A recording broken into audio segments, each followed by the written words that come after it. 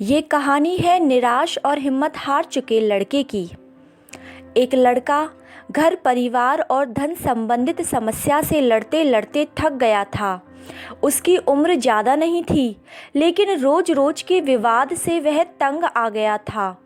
एक दिन हिम्मत हार कर वह आत्महत्या करने के लिए निकल पड़ा।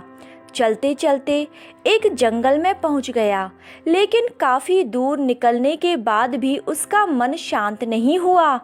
जंगल बहुत घना था, वह जंगली जानवरों से भी घिरा हुआ था। तभी उसे एक छोटी सी झोपड़ी दिखाई दी। लड़के ने सोचा, इस घने जंगल में झोपड़ी बनाकर कौन रह रहा है। अपनी जिज्ञासा शांत करने के लिए वह लड़का झोपड़ी की ओर आगे बढ़ने लगा। झोपड़ी के पास पहुंचा तो उसको एक संत दिखाई दिए। संत ध्यान की मुद्रा में थे और उनके चेहरे पर शांति और प्रसन्नता दिखाई दे रही थी। लड़का संत के पास ही बैठ गया और संत ने उससे उसका परिचय पूछा। लड़के ने कहा, मैं अपने जीवन से परेशान हो गया हूँ और मरना चाहता हूँ, इसलिए इस जंगल में आया हूँ ताकि किसी तरह से मैं अपना जीवन खत्म कर सकूँ।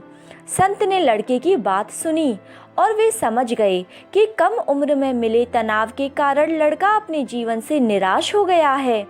उन्होंने लड़के से कहा, तुम्हें निराशा से बचना चाहिए। समस्या तो आती जाती रहेंगी, समय हमेशा एक सा नहीं रहता।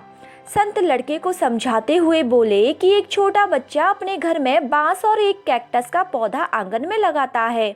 उसका बागवानी का नया नया शौक था। बच्चा रोज 2 पौधों को समान देखभाल करता है।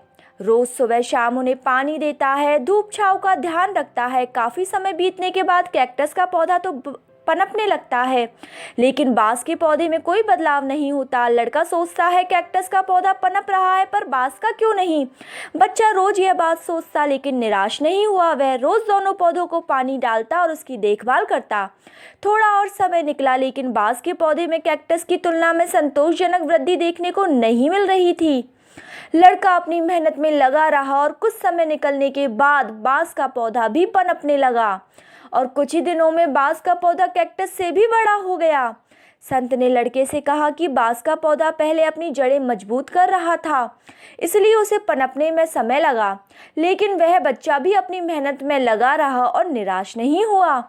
हमें भी अपने जीवन में 2 बातें ध्यान रखनी चाहिए। पहली बात तो ये कि परिस्थिति चाहे कैसी भी हो, हमें सकारात्मकता और धैर्य नहीं छोड़ना चाहिए।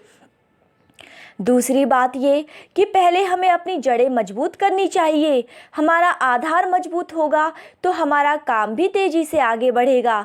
सकारात्मकता और धैर्य रखेंगे तो जीवन में जल्दी ही संतोषजनक बदलाव देखने को मिल सकते हैं। धन्यवाद।